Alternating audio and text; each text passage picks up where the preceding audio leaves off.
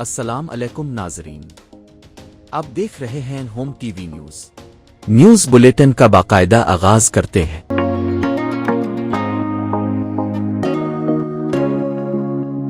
Sydney حملے میں ملوث دہشت گرد بھارتی نکلا، ملزمان کا تعلق بھارت سے ہے۔ نوید اکرم کی دوست نے تصدیق کر دی، بتایا نوید اکرم کی والدہ کا تعلق اٹلی سے ہے۔ جھوٹے پروپیگنڈے میں بھارتی میڈیا پیش۔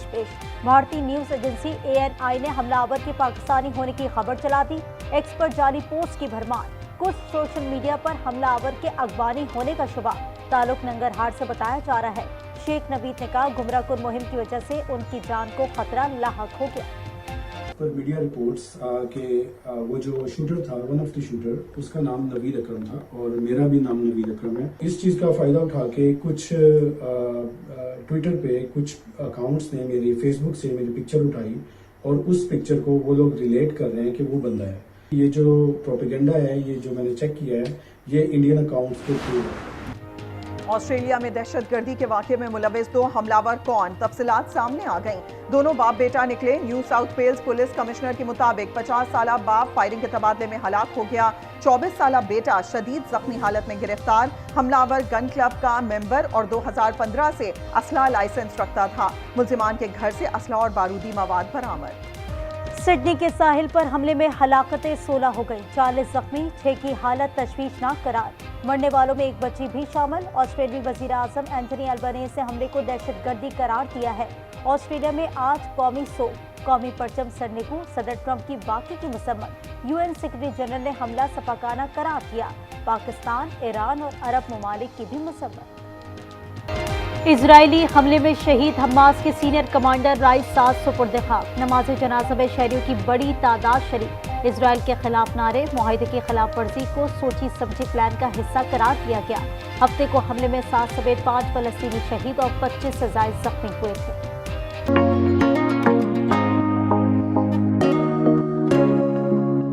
جعلی ڈگری کیس میں جسٹس طارق جہانگیری کا اعتراض چیف جسٹس سرفراز روگر نے مسترد کر دیا۔ کراچی یونیورسٹی کے رجسٹرار ریکارڈ سمیت اسلام آباد ہائی کورٹ طلب۔ جسٹس جہانگیر نے موقف اختیار کیا کہ حلفیہ کہتا ہوں میری ڈگری اصلی ہے، مجھے 2 رکنی بینچ پر اعتماد نہیں۔ علیمہ خان کے خلاف 26 نومبر احتجاج کیس کا باقاعدہ ٹرائل شروع، پہلے گواہ کا بیان ریکارڈ۔ عدالتی حکم کے بعد علیمہ خان کے وارنٹ گرفتاری منسوخ، عدالت نے فرد جرم کی کارروائی کے خلاف درخواست مسترد کر دی۔ ایبٹ آباد کے ATC میں ڈاکٹر وردہ قتل کیس کی سماعت، عدالت نے ملزمہ وردہ اور ردا اور شوہر وحید کو جوڈیشل ریمانڈ پر جیل بھیج دیا۔ میاں بیوی کے قتل کے بعد لاش لاوارث قرار دے کر دفنانے کی کوشش کی گئی، ملزم DSP سے متعلق اہم انکشافات۔ DIG نے کہا ملزم نے چالاکی سے قتل کیا، ثبوت مٹانے کی کوشش کی۔ پنجگور میں 2 نجی بینکوں میں ڈکیتی کے دوران پولیس پہنچ گئی، ڈاکوؤں نے فائرنگ کر دی، 1 اہلکار سمیت 2 افراد جاں بحق، 2 اہلکار زخمی۔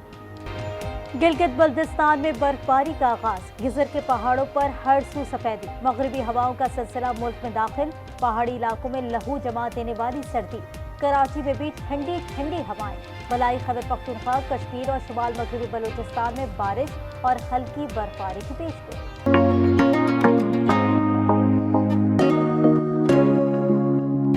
IMF کو خط لکھا گیا، PTI نے ملک کو دیوالیہ کرنے میں کوئی کسر نہیں چھوڑی تھی۔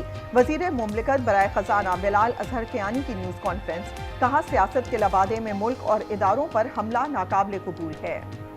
زیادہ ٹیرف کے باعث وسائل کا غلط استعمال ہوا، IMF نے پاکستان کا کسٹم اسٹرکچر پیچیدہ اور ناقص قرار دے دیا، کہا ٹیرف کا موجودہ نظام چند سیکٹرز کو فائدہ پہنچا رہا ہے، بلند ٹیرف نے پاکستان کی برآمدی کارکردگی کو متاثر کیا۔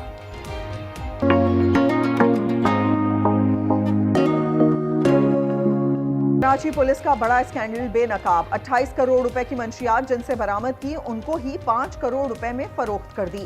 سنسنی خیز انکشاف پر وزیر داخلہ سندھ شدید برہم، SIU کے 2 افسران معطل، انکوائری جاری۔ کراچی کے علاقے گارڈن میں ٹارگٹ کلر گینگ وار کا کارندہ مارا گیا، ملزم احسان پپو کراچی گارڈن میں بھٹے کے لیے زیر تعمیر پلاٹ پر فائرنگ میں بھی ملوث نکلا۔ کراچی میں راہزنوں سے جان محفوظ نہ مال، گلشن اقبال میں ڈکیتی مزاحمت پر شہری قتل، ملزمان موبائل چھین کر فرار، ملیر میں ڈکیتی کی ویڈیو بھی سامنے آ گئی۔ وزیر اعلیٰ سندھ کا کراچی میں انسداد پولیو مہم کا افتتاح، میڈیا سے گفتگو میں کہا دنیا بھر میں صرف پاکستان افغانستان میں پولیو باقی ہے، मिलकर कौम के बच्चों का मुस्तकबिल संवारना है।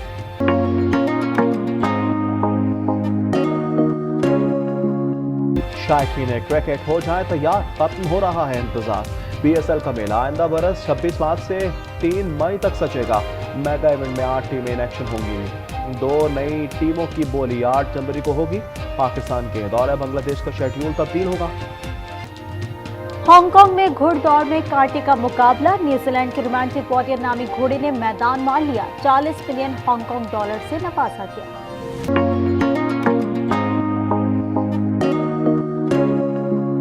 और मैक्सिको में सेंटा क्लॉज की मैराथन, खवातीन और बच्चों समेत हजारों अफराद ने सेंटा का रूप हार कर रेस में हिस्सा लिया।